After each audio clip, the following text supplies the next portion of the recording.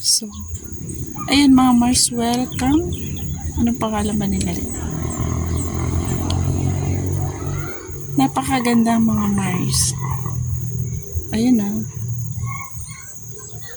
Ayan. So, malamig siya. Ang ganda ng bahay na yun. Isipin mo na sa bundok pero ang ganda ng bahay. Ayun o. Mga malalim. Ayan. Kailangan akyatin siya mga kumari.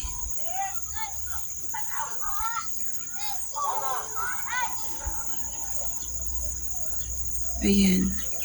So, yun mga Mars, yung mga yan. Yung mga parang kubo-kubo. So, yan, pwede kang pag-day tour. So, dyan, ewan ko kung magkano nabayaran nila. Kasi si Cordoba yung nagbayad. So, pero mura lang yung entrance nila mga Mars. Kasi parang hindi pa siya ganun talaga kakilala. Pero parang kung titingnan natin na parang siya ay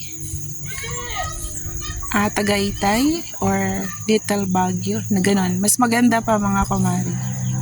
Ayan, so malamig. Ang simoy ng hangin. Naab namin sa pinaka bukid ba mga Mars. Ayan.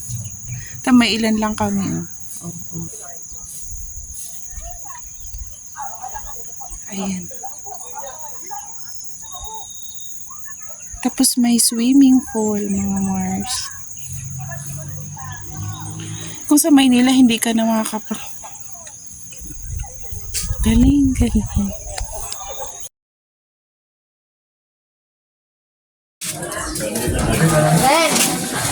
Sobrang beautiful mga Mars.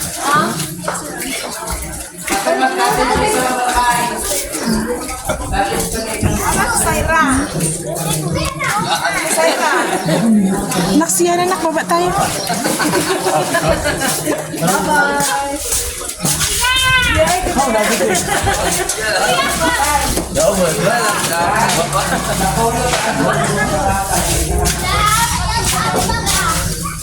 Ini sebenarnya.